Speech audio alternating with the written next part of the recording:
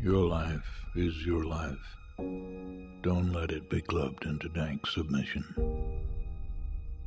You can't beat death, but you can beat death in life. And the more often you learn to do it, the more light there will be. There are ways out. There is a light somewhere.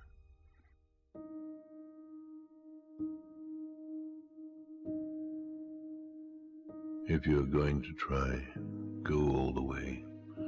Otherwise, don't even start. If you're going to try, go all the way. This could mean losing girlfriends, wives, relatives, jobs, and maybe your mind. Go all the way. It could mean not eating for 3 or 4 days. It could mean freezing on a park bench.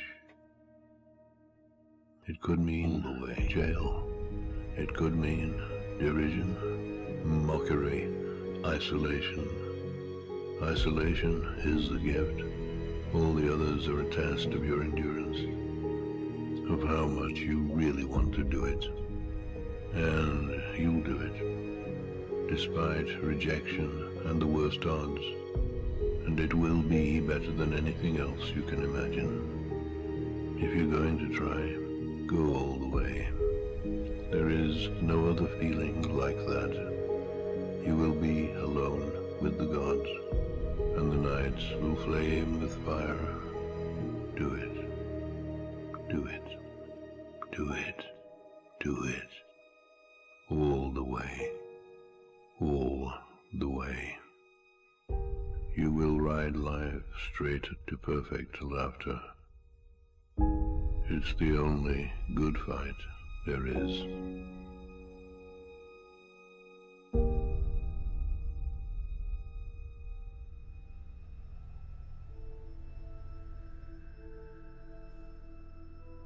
Your life is your life. Don't let it be clubbed into dank submission. Beyond the watch. There are ways out. There is a light somewhere. It may not be much light, but it beats the darkness. Beyond the watch, the gods will offer you chances. Know them. Take them. You can't beat death, but you can beat death in life, sometimes. And the more often you learn to do it, the more light there will be.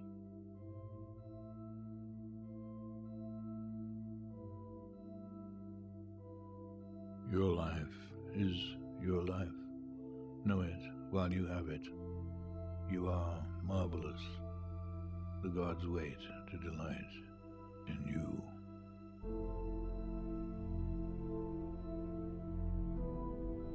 If you're going to try, go all the way. Otherwise, don't even start. If you're going to try, go all the way. This could mean losing girlfriends, wives, relatives, jobs, and maybe your mind. Go all the way. It could mean not eating for 3 or 4 days. It could mean freezing on a park bench. It could mean jail. It could mean derision, mockery, isolation. Isolation is the gift. All the others are a test of your endurance, of how much you really want to do it. And you'll do it, despite rejection and the worst odds. And it will be better than anything else you can imagine. If you're going to try, go all the way. There is no other feeling like that. You will be alone with the gods, and the nights will flame with fire. Do it. Do it. Do it. Do it. All the way. All the way.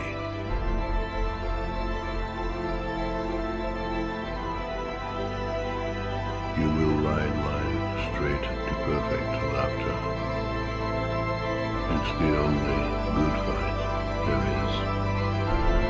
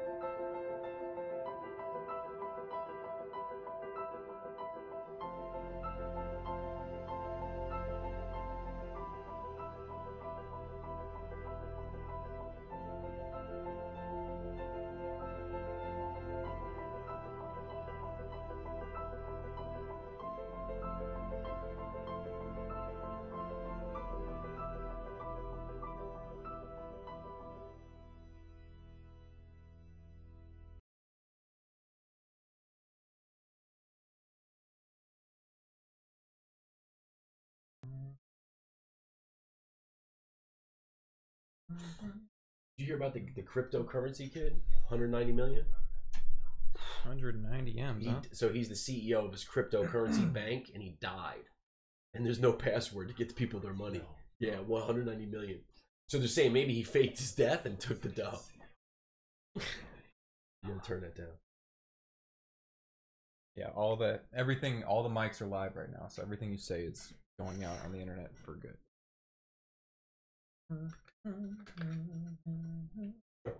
Christian, I'm literally doing, you have no clue, man. And then I got the cleanse coming up on the 15th with my family.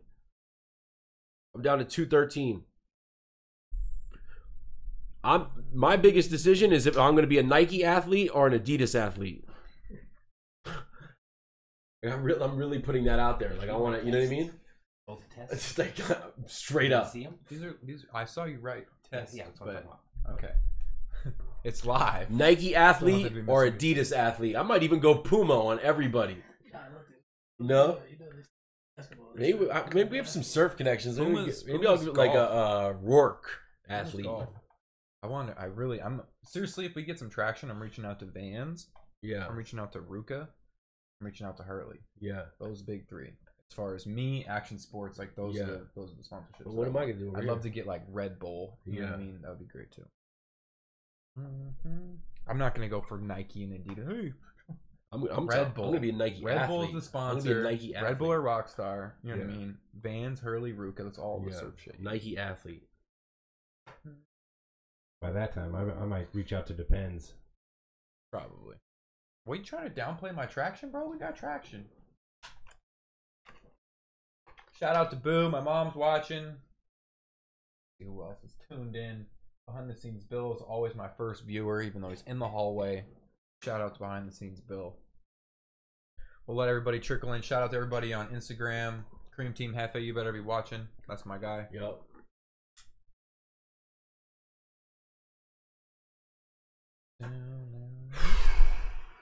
A lot going on in the world. A lot of good stuff. A lot of fuckery. A lot of darkness. I watched, before we start, and we're live, whatever, I watched True Detective Season 1 for the fourth time. It's so good. So good. I'm telling you right Woody? now, by Woody? far, with Woody, by far, like nothing even comes close. Do you know they talk about darkness and all that? Like I didn't realize how the whole show. it was always on Blues, so And I I'm didn't even thinking remember like anything, season bro. 2 they're gonna bring him back, and then Season they went a 2, totally different bro. route. I was like, oh god. This True Detective Season 1 knocked me on my feet. Yeah, it's really good. Especially the last episode when he's in the wheelchair and he's talking about his connection to his son and he felt it. And Yeah, dude, I need to rewatch. you it. need to, I'm telling you, anyone who's listening, you need to watch Season 1 True Detective and don't go crazy and like piece it out. 2 max, maybe 3 a night. Nice.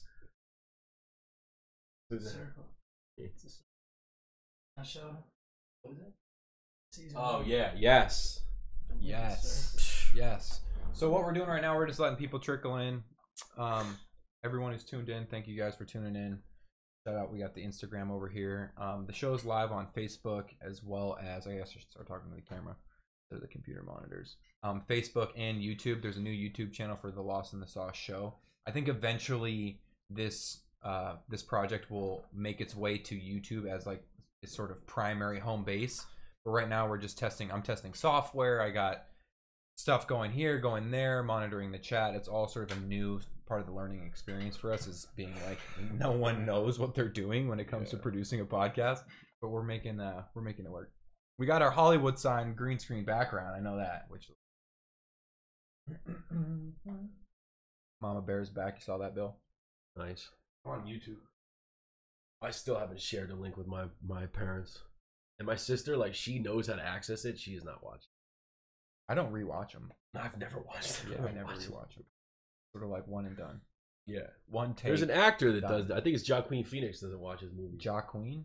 Joaquin? Joaquin? I like to pronounce my J's. Pretty sure it's Joaquin. Joaquin. All right. He's a legend. Brother died right up the road. Yeah, the Viper Room. Got behind the scenes Bill active on Google, Bing, and Yahoo. NoHo Pond. Shout out NoHo Pond. What's the website? No, it's actually House Upon, but House the Upon. website is nohopond.com. NoHo Pond. If you're really struggling, you need to sell hawk some shit. Gotcha. You want to get banged over the head for 10% Yeah. return? 10% loan to value. Shout out to Yeah, Summer. check Thank out you for tuning YouTube, in. Chris.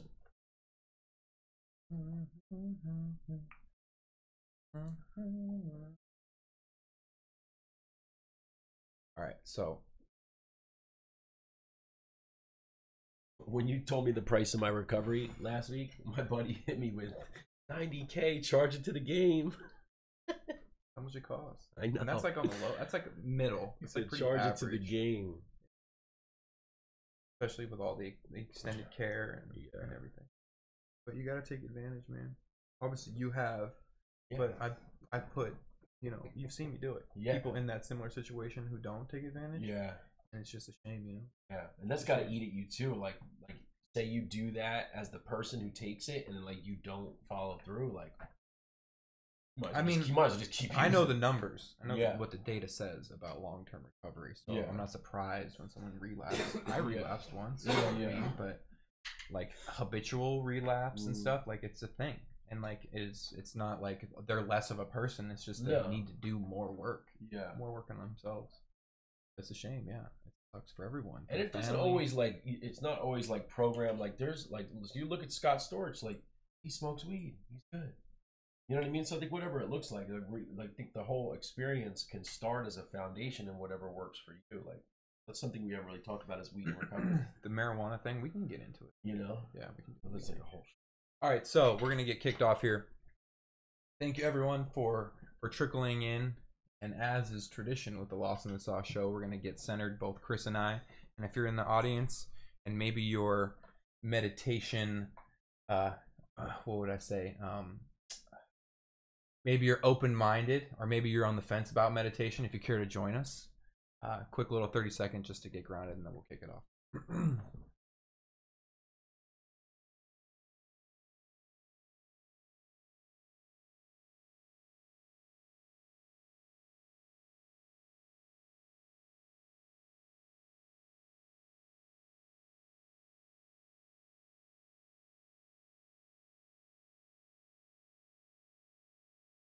I You feel amazing? I feel so. Are clear. you ready for my fucking gas you up intro? I feel so clear-headed. And like, Bill, I really are you feel ready? so clear-headed. You ready for a gas me up intro part 2? You could give me good news, bad news, sideways news. It doesn't matter.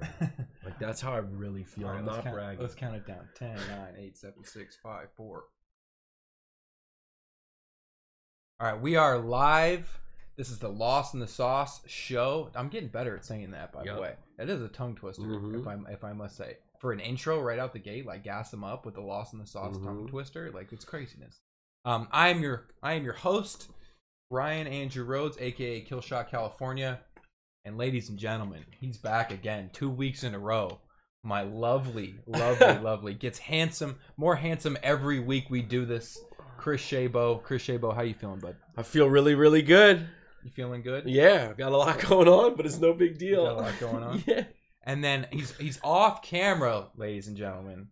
but he is no further from our hearts. Behind the scenes, Bill is hot mic'd live. You got a hot mic. I like that you're in the hall hot mic. He's our Gary. You know what I mean? He's our new. We got Howard and Robin, and now we have our Gary officially hot mic'd up. Bill, how you feeling? I'm feeling fantabulous. Feeling fantastic. Are you a little nervous that you're out there hot mic'd? Oh, not at all. You don't have the maestro with you. You look Maestro's missing. real nervous. Do I? Yeah. Oh, I feel great. That's okay. I'm just busting your balls. So thank you guys for tuning in. Before we jump into it, we always like to go into a little weekend check-in. How was your weekend, brother? Weekend was great. The Super Bowl didn't really mean much to me, so I really didn't. I heard it was horrible anyway, so I really didn't jump into that. I heard there was a lot of AI push on the commercials that was going on, like getting us used to robots and all that. So that was kind of interesting. I jumped on Reddit and banged around with that, but other than that, just did the usual.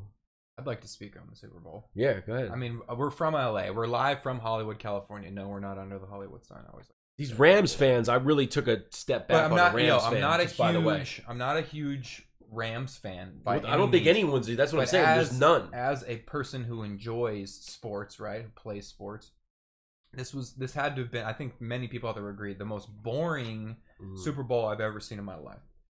I could care less. Like, let's just see a game.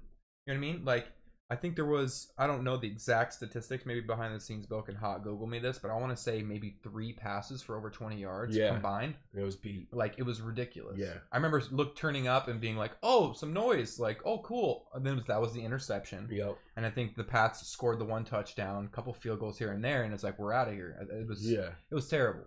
And there was a lot of hype like going into it with the halftime show. Should people perform? Should they not? Like, it was just, there was a lot of hype for nothing. Yeah, that's how I felt. Yeah, I talked to a buddy who played defense. He was a football player and he was a defense guy, and he was like, I loved it. It was such a great defensive battle, and like I played corner. Like I know what it's like to play defense, and I was still bored out of my mind. I was like, no one wants to see. It's like a pitcher's duel in baseball. Yeah. Like, if you know baseball, you were a pitcher even. Like, you can respect a pitcher's duel. Like, oh yeah, this is awesome. Like, look at him striking everybody out. But as a fan sitting there in the grandstands, you're like, dude, this is ridiculous.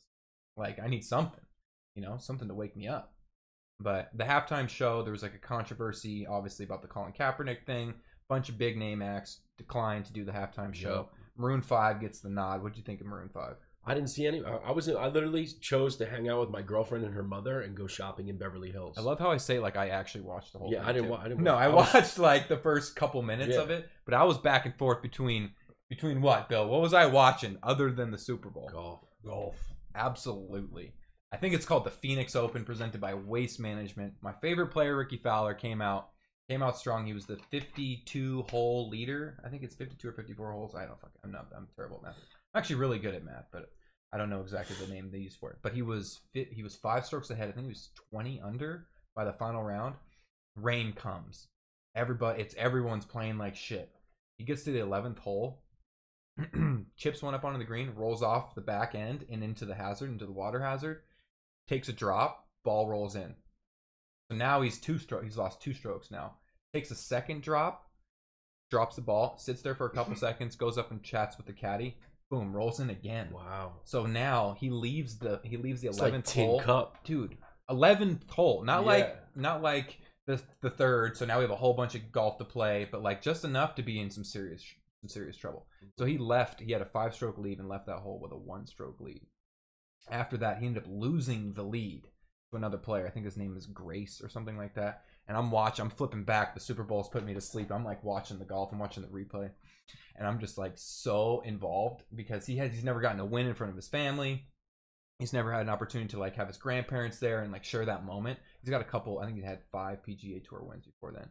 And he's always dressed really sharp. Yeah, and he was like he's kind of like the Happy Gilmore vibe, like a young kid, had the long hair, kind of was like the anti-golf. Yeah, he looks like he would take your girlfriend. You know what I mean? Like he was like that guy. Yeah. So he was like kind of more swagger to him. Swoop, we call him. And this other guy is playing. I'm like, shank it, I'm like so involved. I'm like, please shank this putt, or miss this or miss that. And the guy's like shanking. I'm like, let's go, Rick. Yeah. I'm like screaming in the house, like, let's go, Rick. And he like brings it in on like the 17th, and then he retakes the lead, I think on 16 or 17, and ends up closing it out. with like a par to win. He could have bogeyed and still won.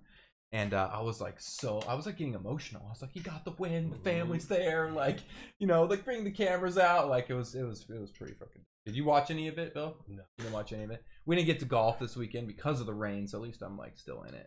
I got all the golf skills shows DVR'd. What was on when you got? What was on TV? You're an addict, dude. You're I mean, we were just talking about. You're What was it, addicted. Bill? You What was playing? You have that. This is that, a golf that addict. personality. It's That's he, it. He got into Golf golf, channel. and now it's Golf addict. golf. The Golf Channel was playing. To be more clear, Happy Gilmore. But yeah, Happy Gilmore was playing on the Golf Channel by way of Golf Channel. But yeah, right. Isn't it funny to watch like the ism sort of make its way through the rest of your life? Like it used to be like girls and money, right? Now it's like golf. So like I think it's the lesser of those two, you know, called the third evil. But like, you know, getting the shoes in, getting the clubs in, like when are we gonna go play? Like I wanna like, you know, I'm bugging Bill. Like Bill was sick over the weekend. You feeling better, Bill? Yeah, much better. Feeling a little better. So Bill was sick over the weekend and I'm like, yo, like what's the deal? You feeling like I remember it was like 24 hours after you declared I am sick. I'm like watching the clock. I'm like, he's feeling better, dude. Like, let's go hit, you know, because we got like a little window of sunshine. But maybe we can get some in this week. Thursday, I think we got good skies for at least for when we run those groups, we'll be able to play. So yeah, so the Super Bowl was a total wash. Bunch of updates out there in the pop culture in the Twitter sphere. We got 21 Savage. That whole, You like him too, right? You know, I like his flow. Yeah, I like his flow. I like his tone of voice. Do you know what happened? You understand? I mean, we're gonna get into it right here. Yeah. Yeah, I have a pretty good idea of what happened. The Tekashi 6ix9ine stuff that's going on right now is pretty crazy. But you had a fun story before we kick it off into 21 Savage and Tekashi. You read a crazy story about this guy. Oh, the guy that killed the cougar. Yeah. Right. How big was the cougar? Approximately 80 pounds. Was it in L.A.? No, it was in Colorado. So there's a guy in Colorado doing his thing, hiking, whatever it is, and a cougar jumped on his back and attacked him, or a mountain lion. Was it a mountain lion or a Mountain cougar? lion. Mountain lion. And he killed him with his bare hands. That's insane. Yeah. Hit him with a rock over the head, got behind him, and then choked the mountain lion out. Yeah, first he got bit in the face and his wrist, and then, yeah, like you said, just choked the lion out, got on his back, hit him with a rock on the head, choked him out, hands, feet, did some jujitsu, and took him down. That's like those great white stories you hear that like Dude, I was someone just gonna punched a say great that. white I was in the just gonna face, say that. I was right? just gonna say And then that. they get away with it. So- It's like, is it true? That's a true story. All right, so this is a true story. We're surfing, and all the time surfing with Blake, right? Yeah. Was this with like- Blake and he's Evan? Like there was a tournament. There was an actual World Surf Tour like tournament that was going on. I think it was in Australia. Don't know the name of the surfer. Got attacked by a great white in competition. Yeah, I saw that. And like we should know that name. Right? Yeah, I don't know his name. He didn't. Kid. Yeah, an Australian kid. Mick Fanning. Mick Yeah, Fanning. Mick There you Fanning, go. right. Look, straight off the plane No, with Mick Fanning. A third party, Tommy Yeah. Two Tones is in the background, just dropping He knowledge does on with Mick Lost in the Sauce Fanning. show. Wow, Day look one. at this guy. Slime time. All right, so Mick Fanning was attacked by Great White live in competition. Yeah. Didn't get all fucked up, but obviously this is a huge scare for a It live, fucked him a up live emotionally. event. And any surfer, it's a really big deal. So I'm sitting there watching that with Blake, and Blake's like, dude, that would be the fucking coolest thing Yeah, ever. I'm like, right. you're out of your mind. I'm like, what are you talking about? Getting attacked by a great white shark is cool? He's like, yeah, think about it. Like, you tell that story forever. Like, I got attacked by a great white and like this and that. So, fast forward about a week. We go and surf Malibu Night Point. surfing. You went night surfing, right? So anyone who surfs or is in the water a lot, like even if you're a regular, I'll speak for myself. As a regular surfer, someone who's a waterman who's in the water all the time, there is still those moments where it gets a little murky, it gets a little eerie, and the thought comes into your head. I try to battle with And it. they're out there with glow sticks surfing at night. They brought me out there one night. Yeah, this is I'm talking about. No, they during- got glow sticks. bro. I'm talking and about. surfing Malibu Sharky. So this is just during the daytime, like regular being in the water. Oh, this a lot. is okay. Just regular during the day. Sometimes that thought will creep in. You know what I mean? You're like, if you're out there body surfing, you're kind of alone, whatever. You'll be like, oh fuck, or something will rub up against your leg. Now take that. No light, right? It's fucking 2 a.m. in the middle of dark, like it's like a setting for a fucking horror movie out there, and you're surfing with two guys. There's Under not like a full a pack moon. of, like a pack of dudes where you can like kind of like, hey, you're kind of shooting the shit, kind of keep your mind off of like the predators that could be lurking under you. Like one person catches a wave, you're in the middle of the dark, deep ocean, like by yourself. with like things to worry about as far as waves coming in. I got to do this, I got to do that. I don't kill the person when you catch the wave, like the whole thing. I'm sitting there next to Blake, maybe, I don't know, from me to Bill, less than 10 feet away. And I see his board do this. Where's the camera? His board just goes boom. The tail of his board snaps down, and he's like, "I'm being bit." Yeah. And like literally, so as he's saying this, he didn't even finish the sentence. I got lucky. There's a wave coming as he's saying it, right? He's like, "I'm being bit." Before he got the second B out, I'm fucking in the wave and like gone. Like but by the time he finished his sentence, I'm probably 300 yards away. And you knew that was going on. You were getting out of there. Fuck yeah! Wow. Are you kidding? No one knows. Like, what am I gonna do? Like, fight the dark midnight sharks? Are you fucking out of your mind, dude? Are you good? And it was like one of those waves where like I was actually duck diving in the wave as this happened, so I like turned like around underwater with my board and kind of like went over the falls into the whitewash. Yeah. And was like, oh my god, oh my god, oh my god. And I stood up and I'm like, is he dead? Like, what do we do? And so then he rides in, and I'm like, what happened? What happened? What happened? He's like, dude, you know, this and that. Something was under my board and this and we think it was a shark. We don't know for sure because it was so dark. Yeah. But like a large creature attacked Blake at Malibu, and now I'm in on the beach, like kind of like ankle deep water, and he's like, let's go back out. I'm like, no, dude, no. Like the session, for me, the session is over. It's like, all right, like we're done. So it's a pretty crazy thing. Like I haven't encountered a lot of wildlife out there, and like even that, like being close to someone encountering wildlife, like was enough. You know what I mean? That was enough for me. But yeah, night surfing's a trip, man. We took you out there. Did you have fun? Yeah, it was pretty small. Yeah, I mean, it was kind of scary. small. It's really scary. You caught the goods though. Yeah. Like it was full moon. No, it was good. It was full moon, not a cloud in the And that was sky. the beginning of my kind of season of surfing. Absolutely. Yeah. I think that was the first That was the night first that we time talked yeah. about all the stuff Yep. about the It manifest is. and everything. That was Yeah. sort of the catalyst for it. Yeah. Was that one night? It was like 1 to 2 foot though. Yeah. So I've caught it. No moon out, not like half moon cloud. I'm talking no moon. It was under the horizon. Socked in cloud, probably 4 foot visibility. The first time I'd surf there at night with like 8 to 10 foot faces coming in, like Mack trucks, and you're like, you hear it and you're like, oh shit, what's that? And then boom, you just get like knocked off your board with the wave. It was like insane. Yeah. But ended up being really fun. I caught a couple of probably some of the biggest waves I've ever surfed out there. We caught wedge big, me and you. Mm-hmm. Yeah. A couple times. Yeah. Huh, I can't wait for summer. No worries. A couple times. I Yeah. got that new board. I haven't even gotten wet yet. All right, so let's you have you night surfed with us behind the scenes? No. Bill? Not with you guys. Not with us. I've done it. You have? Yeah. Yeah. You ever encountered any wildlife out there? Seals, dolphins. There's a seal that hangs out at Third Point who kind of hangs out, and like he's like real friendly, but it's like in between Second and Third Point, and so not a lot of people out there. It's sort of like my spot, I call it. But Yeah, maybe yeah. me and 1 or 2 dudes. And it's like in between, so it doesn't get every single set that comes in, but sometimes it'll shift over those rocks and I'll get a good one with no competition. And there's a little seal that like hangs out with me. I'm like, yo, what's up? I see him all the time. And when he's on the surface, it's all good. But as soon as he ducks under the water, I'm like, oh shit, like I'm getting out of here. But yeah, it's a good time. I haven't encountered any cougars, haven't had to put anyone in or any wildlife into a rear-naked chokehold. Thank God. But so yeah, let's jump right in. We got the 21 Savage meme wars going on right now. Yeah. The Tekashi 6ix9ine updates are pretty crazy. For those who don't know, do you want to get into a little bit about what happened to 21 Savage? Who is 21 Savage? What happened? Well, I mean, obviously he's a rapper, an artist, but he reps Zone 6, so like Gucci Mane kind of pedigree. East Atlanta. Signed to Young Thug. So like verified. And then like right before the Super Bowl, there was like Twitter's weird now, like it knows what I like, so like it gave me 21 Savage arrested by ICE. He's from London. And I was like, what? And it turns out, I guess he moved here, which they're now saying it at 7. So I'm laying off of him a little bit. Like 7, at first they're 12 years old. That means you have an accent. Mm-hmm. You faked a lot of who you really are. Yeah. But long story short, he overstayed his visa. They got him, and he's in limbo. I will say this, man. I married a girl just so she could stay in this country. So it isn't fair just because like you're selling records, you get to stay here. Like there is really, we were shook. Like you can't overstay your visa. So like that's a rule.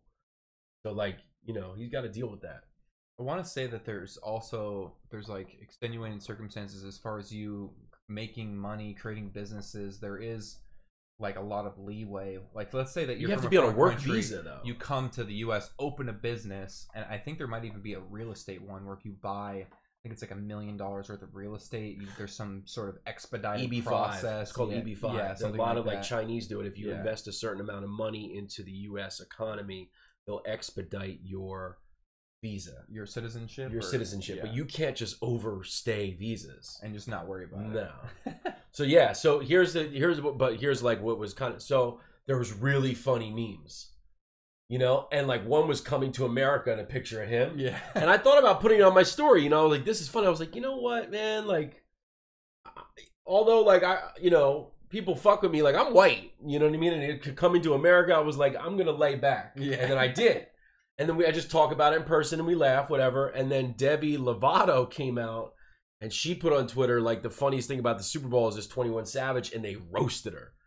Like, they crushed I saw her. a little bit about They were it. like, you're a drug addict, go die, ba-da-da. And, like, she deleted Twitter. She's gone. That's fine. You know? Like, sometimes you gotta just know. Like, yeah, it's funny, but, like, you can't just, you know, even me. Like, I'm cool. I'm not going to go and put that up on social media. And we're going to get into social media. So it's just, you got to watch it. Yeah, absolutely. Especially if you have like an audience. I mean, I have a feeling he's going to get it all squared away. Yeah. Like, yeah. I think he was in custody and like, I mean, it's not like he's going to prison for being in the U.S. too long. No. Like, What's a shame is he was really talking about, he stopped wearing jewelry. Yeah. Remember? Because he wanted to promote kids to buy real estate instead of jewelry. So he was like, yo, I'm not buying any more jewelry. Mm-hmm. My buddy Larry though was with him like 2 months ago, and he said he was like hanging out with him, and like he looked in his eyes and he had no soul. He's just a cold motherfucker. So it's just interesting if it's 7 years old or 12, because I want to know where that accent is, if it was covered, Yeah. and like what was the process? Like, how did your parents orchestrate this? Your mom, I know his mom's kind of big in his life. Like, how did you go? I know he's got friends that died. He can't. And Vice did a whole thing. I've been a fan for a while. So, like, I've seen documentaries of him at the house with his boys over. Like, so, like, how did they manufacture that? Well, You know? I mean, first, what's the big deal? Like, why is it a big deal? It's a big deal because you don't claim No, Atlanta. I'm not saying. Let me, if I can, right? If I may. For him to have lived in the UK and then moved to Zone 6, that's like, who cares? Like, he lived in Zone 6. That's where all his stripes are. That's where he did all his work and bodies or whatever the hell, like all the gang shit. Like, that's not like that didn't happen. Like, him coming from a different place, not being born in Zone 6, I guess is arguably like a big deal.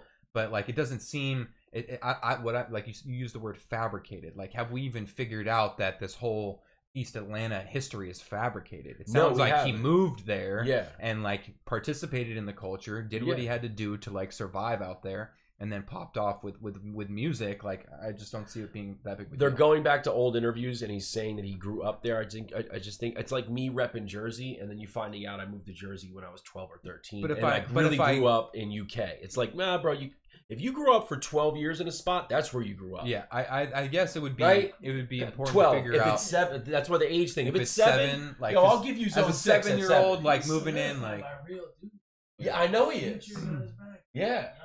But maybe he finessed all of them. no, I don't. No? I'm hoping it's 7, and then we'll just kind of wash it clean and we're good to go. I hear it's 12, I have an issue. Like, Do you agree? well, Because 12 is, bro, you know what you're doing at 12. Like, you have an accent. I You're will- from UK. well, That if means you he's got rid of if it. he's hiding an accent that he Yeah. was born with, Yeah. and like that would, to me, that's kind of fun. Yo, the I memes think have that's him really, rapping with the accent. yeah, it's really bad. funny. But like, whether it's 7 or it's 12, like to move somewhere as a 12-year-old, I mean, the beginnings of puberty for a man, like you're not, I mean, you start to really become a full-on fuckhead right around 12, 13 years old. So I don't think that like discredits him like being a part of Zone 6, right? Yeah. That's not enough time. Like if he moved there at 17, popped off on a record label at 19, and then he got busted at 21, it's like, you're not from Zone 6. Yeah. Like, that's not factual. Yeah.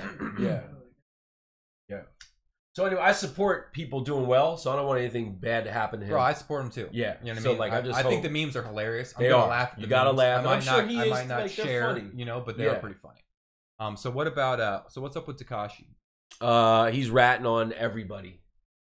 New indictments came out after his agreement, right? He pled guilty. Yeah, he pled guilty to 9. Pled guilty to 9, Mm. and then now after they wouldn't release this information because clearly it could be a safety issue for him going forward. But they did release that he is pleading guilty, and then he's cooperating with investigators, and then they left it blank, like left it at that. Sentencing will be a year from now, and basically it's all rolling up to that cat Shoddy, who was always with him. You know, But before he sort of renounced his blood gang affiliation. So something happened. Well, he thinks he was targeted. Do you hear about him getting robbed and like kidnapped? Yeah, of course. Kinda? All right, so his whole crew. So they think it was an inside job, which I mean, always is. you know what I mean? Like I don't have evidence that in fact. Oh yeah, it was definitely an inside job. But I think his suspicion and his sort of paranoia stems from like the right place. Yeah. Now, does that make it right for him to then rat on all these people that he, came up with and all that? Like, I mean, I don't know. If you're gonna keep putting out like hip hop records and you say like, Death Before Dishonor, like Loose Lips Sink Ships, like all that cultural stuff that you've really built an identity around, like for you to go back on one of the biggest rules in your culture is going to be. Yeah, but imagine me being the cop in front of you saying, "Yo, bro, you got used, dude." Like he's got no shot. I feel like if you're in that situation, they're like, "This is what they did." Like we can give you 5 years, 5 to 10, or we can give you life. Yeah. Like what are you gonna do, dude? Frank Lucas, the biggest drug dealer in history, ratted. John Gotti, like you can go down and down and down and down the line of gangsters, like people who really did this, who were in the culture, who were, whether it was killing people or selling drugs or doing whatever, who got caught, who then flipped over because they could save some sort of whatever for their life or for their family or whatever the story is. But it's easy for people to point the finger until you're in that position. Yeah. When you're in the chair, the lights are on your ass, and they say, "Hey, if you do this, you get out in 5 years. If you don't do this, you're gonna be gone forever." After tonight with Trump might get him out. You know what I mean? That is a very, very tough.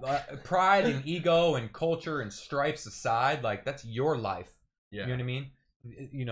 There's story after story after story about all the support, this and that. You go to jail, those phone calls stop coming in. The money on the commissary stops coming in. Your girlfriend's doing this. Like it's a different fucking animal. You know what I mean? And I've been to jail once, and it was long enough. It was not an extended stay, but trust me, it was long enough. You know what I mean? Like grew up with no father, there's no guidance. So like the guys that were guiding him, their pitch to him is like the guys that were guiding you, your mentors, they all played you. Yeah. So like, what do you want to do, bro? But they got memes with him when he's getting out and like with the age and pretty funny. Yeah. And then like you got to worry about his family, his baby mama, his mother. These people have to be taken into protective custody now. It's like a whole thing. And I would argue to say that his career, his music career, is going to be finished. Come on, you know what I mean? Can't be repping Treyway blood, this and that, and all that, and snitched on everyone. Like, that's pretty much it. Which is a good segue into identifying types of people in your life. You know what I mean? Is it though? It definitely. No, I'm just giving you shit. So Chris heard something interesting. Was it over the weekend? Yeah, over the weekend. You want to sort of intro it? Yeah. So I heard something over the weekend. I've been listening to a lot of TD Jakes, and it's funny because 50 used to rap about him. And he's got more of like a Bible motivation approach. So he ties like current issues that people are going through back to the Bible in a really cool way. He was on Instagram lately or recently with like as another member of the Migos because the way he dresses, he's just a cool guy that you want to be around. And he's a reverend, and he's got this one video. We'll share it to the page that just talks about the 3 types of people that are in your life. And I think it's really important when you look at a person like Tekashi or like what the journey that we've taken is to be able to identify what type of people you have in your circle. So what were the different groups? One where you got confidants, like in confidence. Yeah, confidants. You care to elaborate? So you'd be lucky if you have 3 your whole entire life. So confidant is someone who's all about you. They want nothing but the best for you, and you can tell them anything, and they'll always be there to support you. You know what I mean? Like you're a confidant. I can tell you anything. You want nothing but the best for me. There's no kind of wavering. And then we have constituents and comrades. What's the constituent? Constituents is someone that's about your purpose. They look like a confidant, but they're not really about you. If things go bad, that or something better comes along, they're gonna leave you. And then the last is comrades. Comrades are same enemy. So like people you don't necessarily see all the time, you don't talk to all the time, but you have a common goal. Yeah, it could be like like in recovery. When I met people like first deal in rehab, like, yo, this is my best. This is a good person, man. We just went to rehab together. Like, you know what I mean? I thought they were constituents or confidants, and they were really just comrades. Comrades in arms. Yeah, because we're just fighting the same deal. They're not gonna be. They're not about me. They don't want the best for me. It's really just we're in this situation together. We're gonna ride together. Let's get out of here. And it's good to I'm working on identifying. Yeah, it's interesting in treatment, like the dynamic, right? Because you're doing so much work, so much like introspective, like deep work on yourself, on your psyche, on all of your stuff. If you're doing trauma work with a therapist, whatever. So we like to say, I may have said it on the show before, but you get to know people in dog years, and we can mistake that level of depth for intimacy. Not that it's not intimate in its own way, but like you said, like, oh, we went to treatment together. Like, this is my best friend now. Like, he knows all my dirtiest and darkest secrets. I know all his. Like, I'm gonna ride with this guy. Like, we're gonna stay in contact forever. You know what I mean? But when you go through it enough, you start to see that, like, you know what? It's okay. Like, they're good people, but like, I have like a top 3, that I'm gonna be like, hey Bill, what are you doing? Hey Chris, what are you doing? You know what I mean? Like, what's going on? Like that's my crew. Call them confidants or whatnot, but like friends versus associates. Yes, you know what I mean? There's different words for sure. I just thought it was interesting how you break them down, and then the comrades, you got to be careful because they'll use the information because they're fighters, no matter what. So they could take information that you gave them and use it against you one day because they're always fighting. It's a comrade. Makes sense. So I'm watching. So everyone's on alert with me. Everybody. I just start asking, are you a comrade? I need to know. I like to keep it. So for me, I keep my circle very small. Breadcrumb. That's your I thing keep too. it very, very small, and I'm very private. Yeah. Just by nature, and I guess a little bit speculative or sort of weary of adding. Like, oh, let's add. It's like a stew, man. Like, you got your stew. Your stew tastes this way. You add a new ingredient. You take an ingredient out. Whatever. The stew changes, and like everyone has to adapt to that new taste of the stew. And my friend group's the same way. I keep it very, very small, very intimate. Maybe just because I don't have a lot of time to be like reaching out to everyone and like what's going on. Like, I've met people who have like, I have 50 people I'm gonna go see back home, or like I have like 10 best friends and I have hundreds of people I've stayed in contact with over the years. I'm like, what? And this guy really was like that. Like, that was who he was. He was like he saw a dude, he hadn't seen him in fucking 5 years, and it was like they just right off like from Jump Street, that they were just right back in the zone. Like, this guy was from Philly, coincidentally. Huge personality. But that was his way of connecting and socializing, was like, I want a big group. I like support, and that's all good. Yeah. Maybe it's not maybe. I know it's seeded in a lot of the shit that I've been through. Yeah. Not just in childhood, but with people, with girls, with everything. I'm sort of kind of standoffish initially to most new people. I think that's healthy. I think the problem that I notice is that, like, I'm blessed. I have a lot of confidants in my life. And, like, it's almost like it's like, I let them down. You know what I mean? Like, I have confidants. It's great. They're about me, and in some phases I let them down, and that kind of hurts. Yeah. Well, you know what I mean? This is the redemption song right now. Yeah. It's all redemption, but you know what I'm saying? Yeah. I think another important one that sort of, once you sort of broke that down for me, it was important to mention. So let's talk about like individuals in your life, people who affect your life. And another one that stood out to me, it was like the difference between like role models and mentors, right? So role model, like growing up without a role model or without a male role model, father's gone, same, similar situation for you. We grasp on to cultural icons and create and make them out to be role models. So when I was really, really young, whose phone's not on silent while we're live? Yours. Is that mine? Yeah. So as we're going through this journey when we're young, we start to create these identities and sort of put people on a pedestal. And like when you don't have any of that, like when when a 10-year-old kid is like, hey, make this huge decision in your life, like who's going to be the person you look up to, like you gravitate towards sometimes not the best because you just don't know any better. So a lot of like early hip hop influence was big for me. A lot of like cinematic stuff. I remember I got asked in a therapy group, it was either individual therapy or in a therapy group, like who was your biggest role model? And I named like movie characters. It was like Howard Hughes from The Aviator, Nick Naylor from Thank You for Smoking, and King Leonidas from the movie 300. Three most influential people in my life. And I like, what? And they were like, that's interesting. I've never heard anyone actually use like fiction. Like Nick Naylor's a fictional character. Yeah. The story of Howard Hughes was portrayed by Leonardo DiCaprio, but the reference is the movie for me. And that was sort of interesting because they did profoundly affect my life. Those three characters, which is pretty wild take. I get it because Rocky would be one for me. You know? Yeah, Sylvester Stallone. And then the mentors, right? The difference between a role model and a mentor is someone like who's a role model, but is also like closely connected to your life, like someone who can actually walk you through this process. It's not like I can go grab King Leonidas or Howard Hughes or Nick Naylor and be like, ask them questions about life. Like, hey, would you do this? Would you do that? I think it's a good idea. It's a bad idea. But like having a mentor, I think is so important. And like, how do you pick the right mentor, right? To me, it's a conversation of goal setting. Like, this is my goal. This is my long-term goal. How am I going to get there? I don't know. I have no idea how I'm going to get there. I want $100 million in a Lambo and a private island and a helicopter. Like, I don't have no fucking clue. But finding someone who's maybe got their own home, their own business, and a job, like maybe we'll start there, and then put yourself in their back pocket. Now you have a mentor, right? So defining the goal, I think, is the first part of picking the right mentor.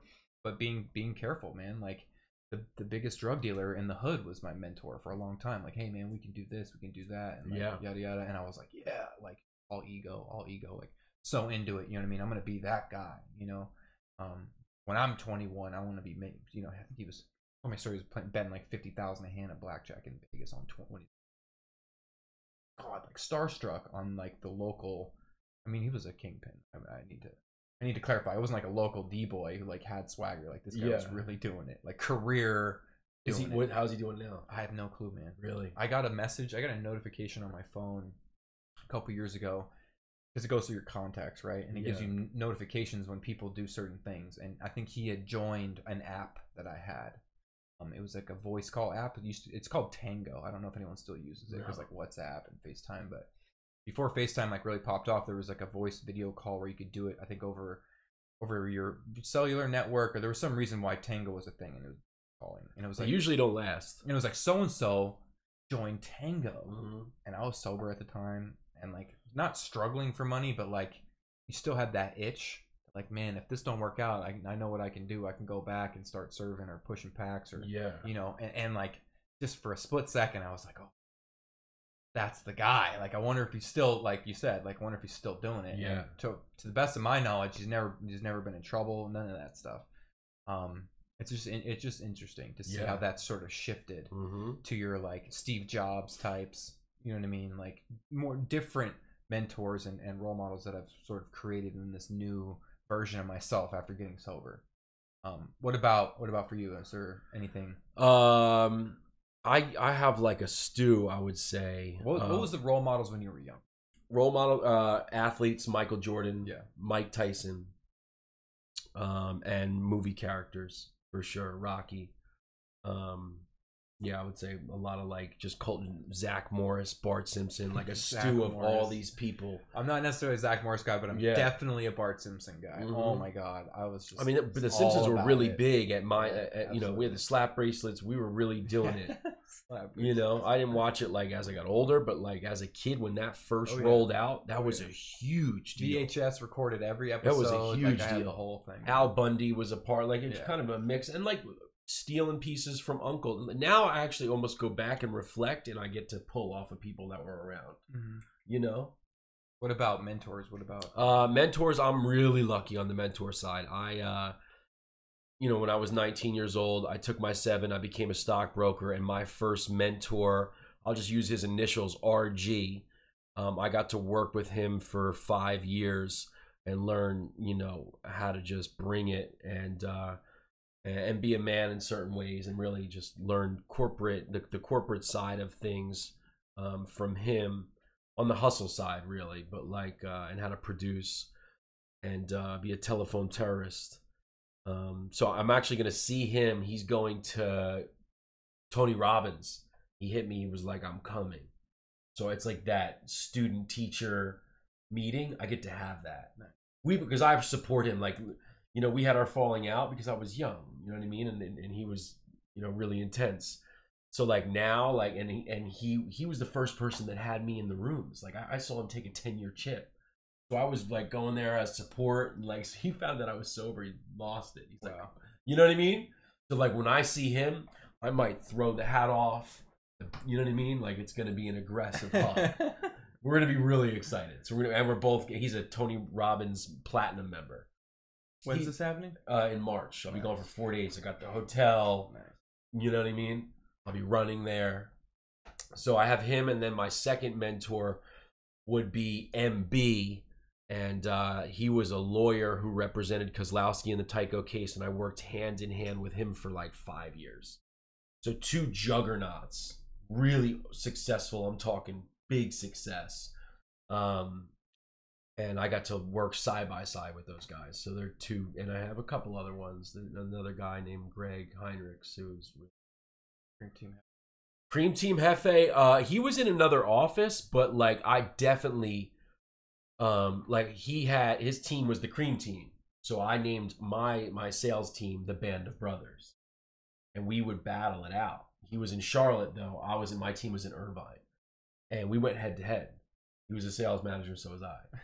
Yeah, a little bit of history for Cream Team. Yeah. Yeah. So yeah, he's definitely. And then I saw him do a lot of cool stuff after. I always like stay in touch with people and watch them grow. What about you, Bill? You got anything to say on mentors and role models? I mean, what it look like for you when you were younger? When I was younger, I didn't have a father as well. The role model I had was an abuser, so that was bad. And then did you grasp onto any of the cultural stuff, like musicians, athletes? Well, I had an older brother, 3.5 years older than me, one of them. Then I have another older brother who's 10 years older than me. My oldest brother is the smart one in our family. College educated, really smart guy. I looked up to him for certain things. And then my brother, who's 3.5 years older, was the badass. So I looked up to him. He was my role model. Like I wasn't tough, but I thought I was tough because that was my brother. So I got in a lot of fights because I was going to be like him. And they're still both my role models. Those are really the only true role models I've had in my life, besides now you. Thank you for saying that. I gotta say one more. Like my cousin, who is not a real cousin, but did you have like an older person, like relative? I'll let you tell yours, and then I gotta say because he put me on to Jordan. He put me. I just thinking of it. He put me on to all that. His initials are JD, but like taught me how to hook up with girls. Like first partied with them. Like literally showed me how to be cool, how to run. I was like, you showed me how to run. He was like, yo, you gotta run like this. Made me quit the Boy Scouts. It's like, you're doing Boy Scouts? That's, So like that type of guy was just like taught me, this is how you drive. You know what I mean? Did you have someone like that? Yeah. So similar to Bill, like my brother, my second to oldest brother is someone I emulated and still probably to this day emulate quite a bit. He had we don't necessarily have a similar story, but he had his years where he didn't necessarily have his shit as best as he could have, and then he had his years where he bounced back and really built himself into being this incredible role model, father, man, right? Yeah. And for his own family or for you? So he's from my father's first marriage, so their mother got remarried, so his stepfather was different, right? Because once my father passed away, my mother didn't remarry, so we didn't have. I'm sort of product of a single parent household, which is different than what he is. But he grew up on the East Coast. So in New York, like things run very differently than they do in like Newport Beach, California. Yeah. So he used to kind of wise me up, like, yo, the real world does not operate like this. Taught me how to fight. You know what I mean? All sorts of Like if someone steps on your toes or crosses the line, like you need to be able to stand up for yourself. Like this is the rules of man, really. But like the language, the mannerisms, like all of that, the little subtle cues of like how to be the cool guy. That's like, where you get it. Yeah, I picked it up from my brother for sure. Absolutely. But yeah, he's a huge influence. Still to this day, right? Mm-hmm. He intimidates me. I don't know if you ever watched this, but scary. He's a little scary. He's a little intense. Is he the pilot? No, he's not the pilot. Gotcha. Finance. Yeah, finance. Gotcha. But he's a little intense, and so I think that affects me on a way like, well, I want to reach out more, or I want to do this more, and like, because like I love all my brothers, right? But like, it can be a little intimidating being around, and that sort of like I always have it's dude. Being the youngest of 4 brothers who are doing shit with their lives has made me extra motivated to be successful.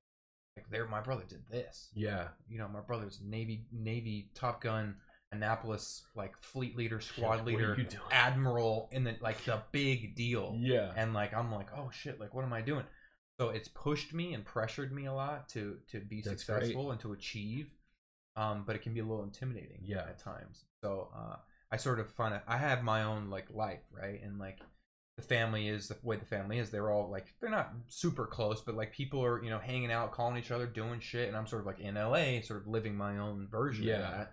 But yeah, it can be a little intimidating for me to like go jump into that. Like maybe I'm not doing enough. I could be doing more.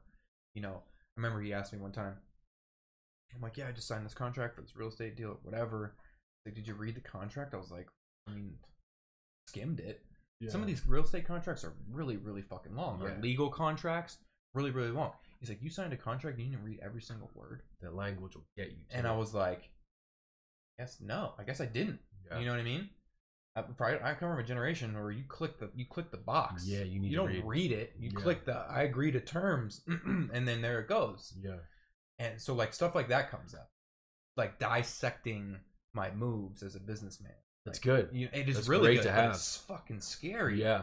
Like, cause like I find myself trying to like be like, I like fudging the numbers. Like, I did that. Yeah. Oh shit, I definitely didn't do that. You know what I mean? But it's good. Like you said, it's good. Yeah. It's very powerful. And I owe a lot of who I have become, the persona that I present to the world is molded a lot off of my brother.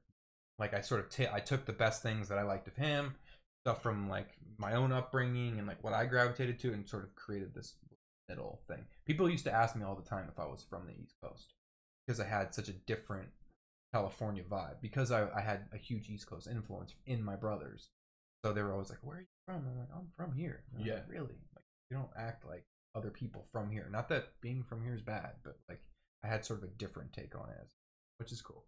But with that being said, sort of the juice and the meat and potatoes, so to speak, of the show tonight is we got social media and recovery, and social media and relationships. What do you think we should tackle first, bud? I don't know, man. There's a lot going on in both. Should we go straight into relationships? Yeah, like, relationships is more fun. Yeah, absolutely. You know, like we'll kick it off. So like, you got a recent story? I have a recent story. Well, there's 2. So I have a great relationship. It's amazing. Social media, though, we know can be like a thing. You know, and I've seen it take down people. Social media and relationships, you have to be very careful. A lot of attention, you know what I mean? So this is like 2 weeks ago, and my girlfriend had posted a picture of her mom. She did her hair. Girlfriend's in hair. And I said, I was like, yeah, mom's hair looks great. And she's like, oh yeah. She's like, you didn't like the picture. And I didn't like the picture, but it wasn't intentional. You know what I mean? So like, I wanted to, like, what do you guys think? Did you have, you know, I don't want to get to a place where I just gotta like the picture to like the picture. Mm-hmm. The fact is, I love the picture, but like, I'm busy. I don't know what it is. I'm just not a big liker guy, you know? Mm-hmm. I can't explain it. So you were in some hot water because of not that? Hot water, but like just like lukewarm why don't you like the picture? You know? And you explain why you didn't? I think I just said the honest truth. I was like, I love the picture. I don't, you know, I'll go back and like it, But I'm also don't want to get into a situation where I feel like I have to like and I'm that guy Yeah. that's liking You every got picture. notifications on. Like, Not it's doing that. Yeah, yeah. You know what I mean? I love the picture. Do you think that's because of like the privacy aspect, that you want to be more private about it? Or... No, it's not like a private about the relate. I'm just careful on like the social media. I think you just have to be careful. Yeah, absolutely. What do you think about it? I'll say I've been called out many times. Yeah, because I don't see you liking your. Not many times, not like a fucking scumbag, but I don't like really very many. I don't see you liking anything. Anything, dude. I don't share things. I don't post things. This show is the biggest like I've ever come out. Yeah. To talk anything on social media, whether it's my opinions, my experiences, anything. This show is really the first time I've ever really expressed myself on the internet. I'm sure if you went on my personal page, Ryan Andrew, shameless plug, or Killshot.ca, you can learn a little bit more about me, who I am. But some of that stuff's super old. Like, oh, I was at this show, or I checked in at the airport here and there. And like, to me, I get in my head about it because I think people are going to judge me for being like, yeah, I flew to Cabo 4 times last year, or I just got that brand new Benz, or I'm driving the Range Rover right now. Like, dude, putting that stuff out there, when I see other people do it, I'm kind of like, right? I kind of it's a little cringy, right? Yeah. So I choose not to do it. But as far as something what you're dealing with, or have dealt with, I should say, in this situation, like liking a photo, I'd get in trouble for liking someone else's photo. So what I do is like usually as like almost like a meditation. What, like liking like a yeah, like an Instagram thought? Yeah. Oh yeah. Yeah, I'm not doing that. Yeah. I know. I mean, that's just not. That's So just stupid. I have friends in real life, like people who are actually my friends. I'll like all their stuff, male or female, doesn't matter. If I get the call, who's this? Yep. This is a friend of mine. Like relax. But I also will, because the algorithm on Instagram, for you to increase your followers and your reach in the community, you have to engage in posts. You have to like people's photos. You have to follow people. You have to comment on their shit. And then you become more relevant in the community, and people who've liked similar stuff, you show up on their feed. That's the new algorithm on Instagram. So it actually pays off, literally, in dollars and cents at sometimes to interact on Instagram. So that's not what happened to me. What I did was just fucking like an idiot, liked a girl's photo, and then got the call. Like, yo, you can't be liking photos. Oh, dude, I think it might have been a day or two. Yeah, okay. Because and to me it was innocent. Like, I'm not gonna go like try to have sex with this girl. Like, yeah. What do you mean? Does that mean they're looking at the page of activity to see what people are doing? Well, if you go to your followers, you can see what their activity. Do you ever do that? Never. Me either. Never. That's what I don't get. People do. And I think girls do that. I think women are on that. The way the story was told to me is that like an insider, that like there was a mole who was like relaying information. You gotta watch, bro. These insiders. You know what I mean? I had an insider. Yeah, the insiders are good. But they got nothing better to do too. After the boundary was set, I was like, Roger that. But like, it was almost like liking anyone's photo on Instagram for me was almost like relaxing. Like, just to be like, I would just do it. I didn't care what it was.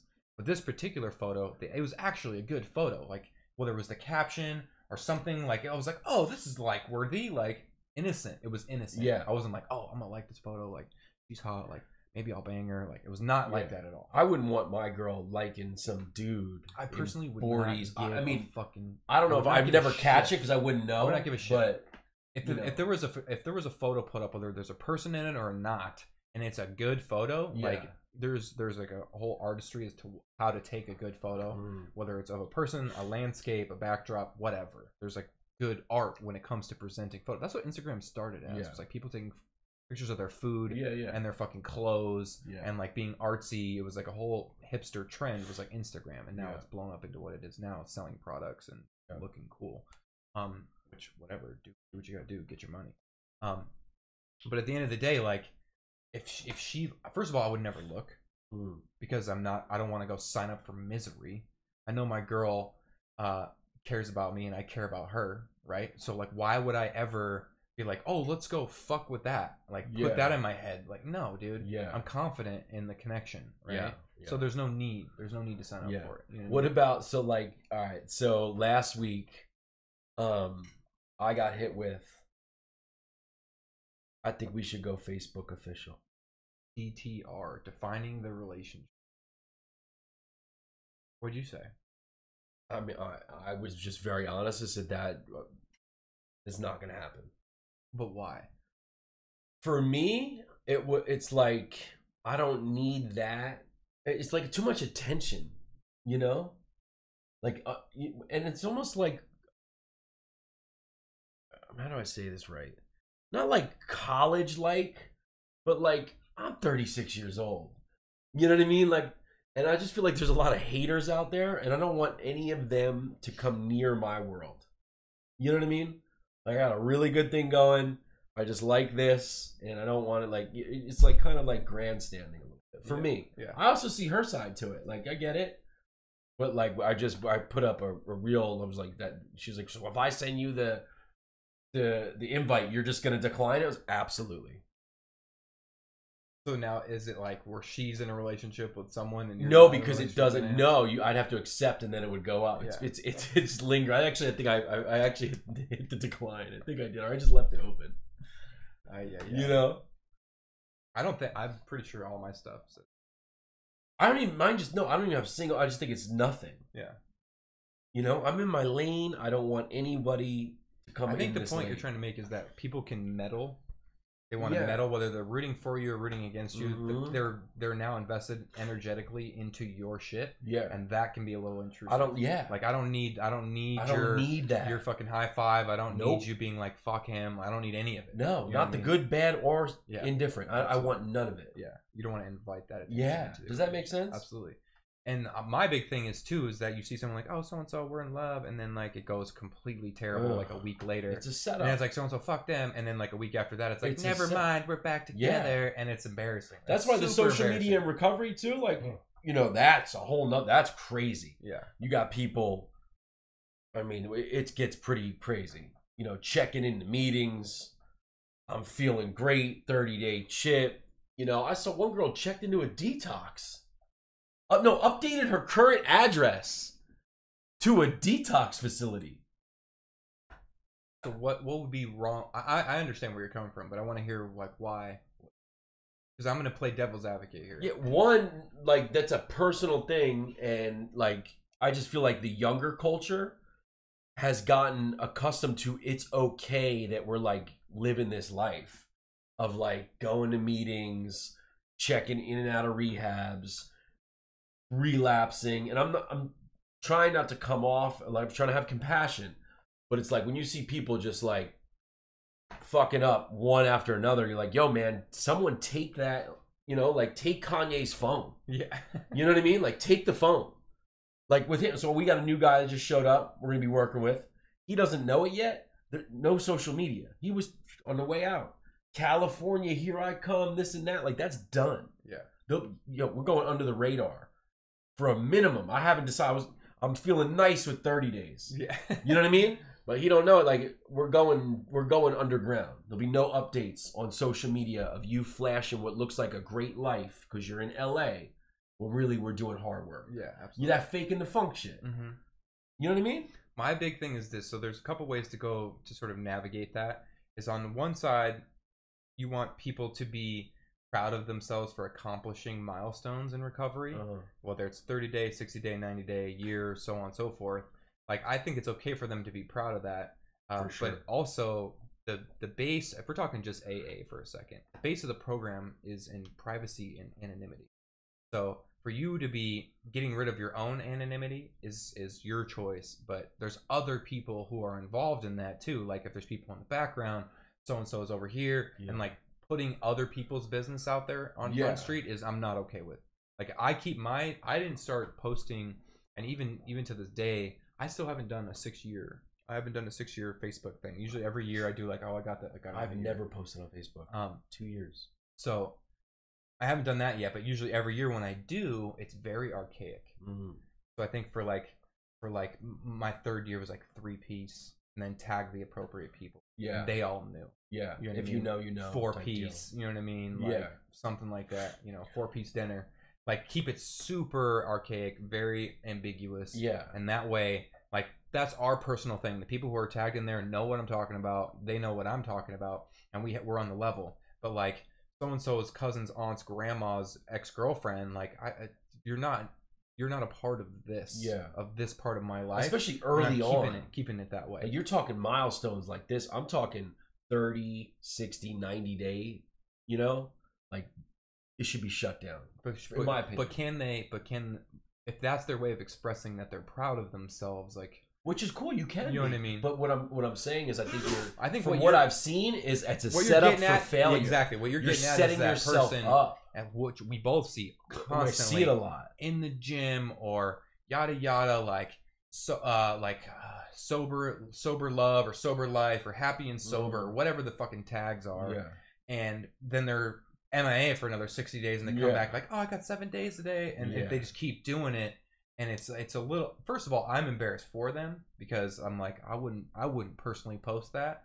But on the flip side of that, like, I feel like it's okay for them to be proud of them being sober. I wish I was more vocal. Before this show kicked off, I was getting a lot of that from my friends at work. Like, I have a couple blog articles I wrote on the Manifest Recovery website, and they wanted me to start putting myself out there as a sober member of the community. Yeah. And before this show, like, I wasn't very comfortable with being like, yo, I used to fucking do heroin and smoke crack and fuck hookers and like sell dope all day. Like, I didn't want to be that guy. But now I'm good.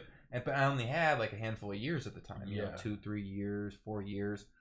But now it's almost become the shift occurred when, not only with our relationship and what you've done here, but it has become essentially an obligation for me to sort of spearhead the community, because people are people are constantly dying all the time, and it's getting closer and closer to home, bro. Yeah. Like, I remember I got a notification today that it was so-and-so's birthday. They're dead. Like, oh, so-and-so's birthday's today. Yeah. Well, that person's dead now. They were alive last year. But they're not anymore. And when I'm even tagging people to like watch the show, I'm going through my friends list, it's like dead, suicide, dead, overdose. It's so crazy. Yeah. So I felt it necessary to like sort of come out of hiding and put a voice to my experience so that it will help someone. Because like, enough is enough here. Like, if you're struggling, like, reach out. Like, you don't got this, and that's okay. Admitting that you don't got it under control and that like your life is fucked is a great catalyst for change and for personal growth. And like, that was my experience. I needed to get there.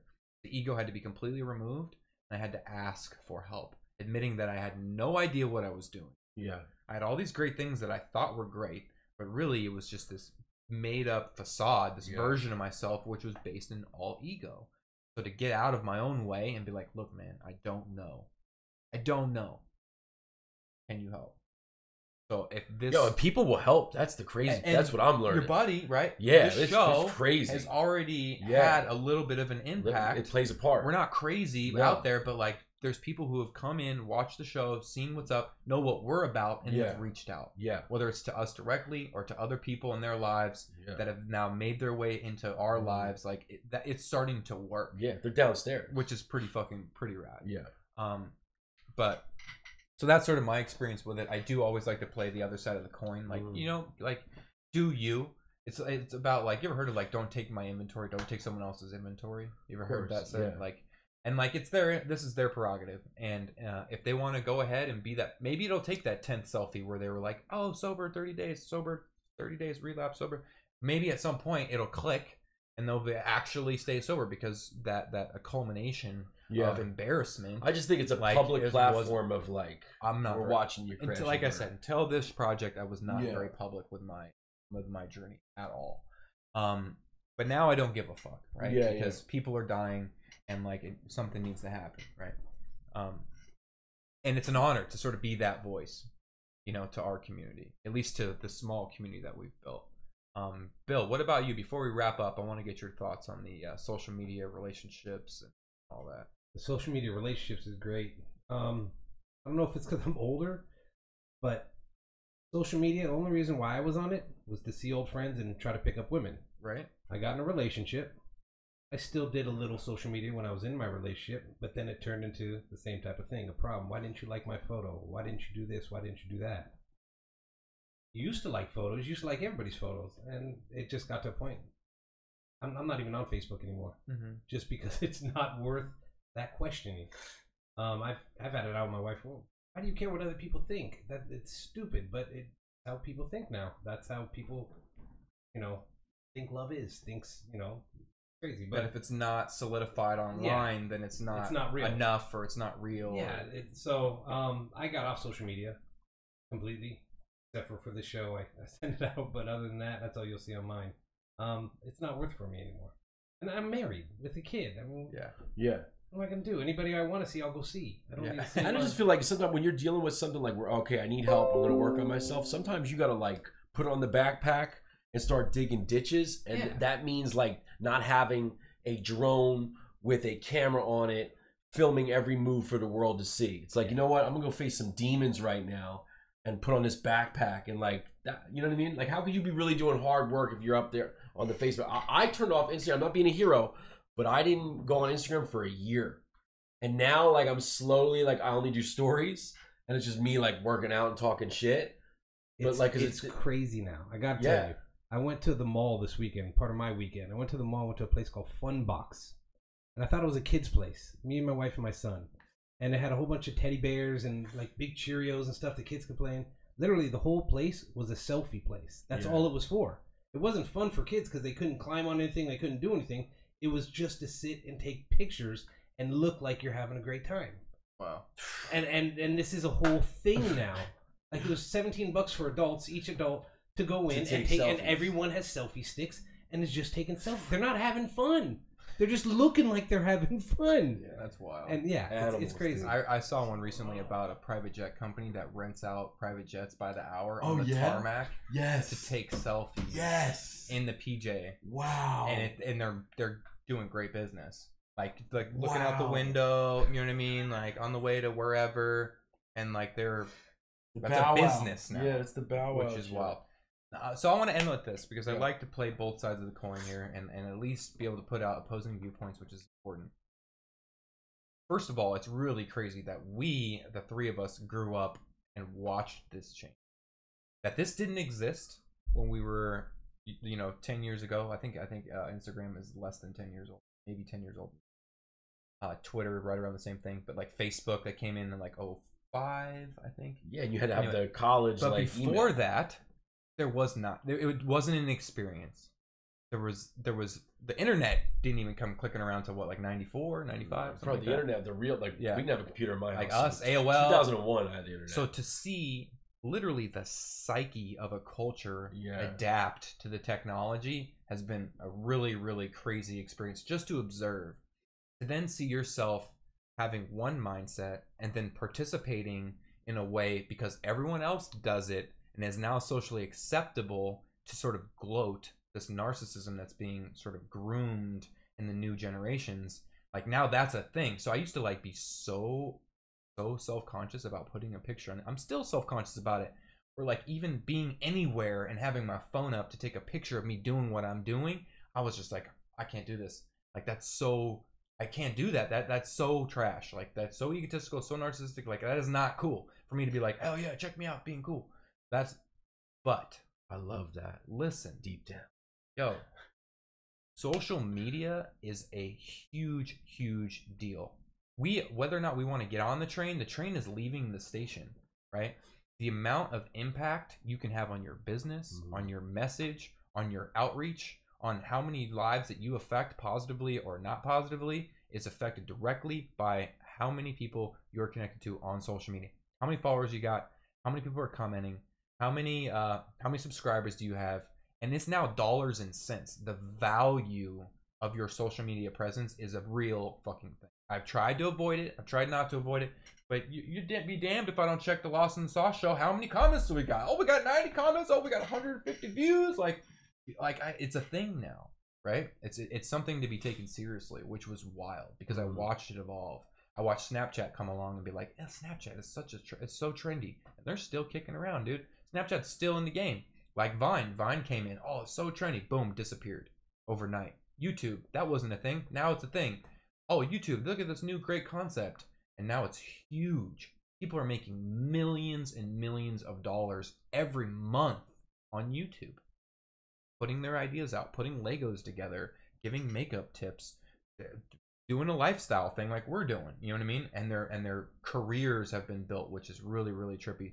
So although I'm not completely on the train, I respect the train, and I'm like trying to figure out how I'm gonna board the train, right? Yeah. That's sort of what this project is. Like maybe this will be the project because I'm comfortable here. I know my shit. I know my story. I know your story. I know you're comfortable with what you have to say.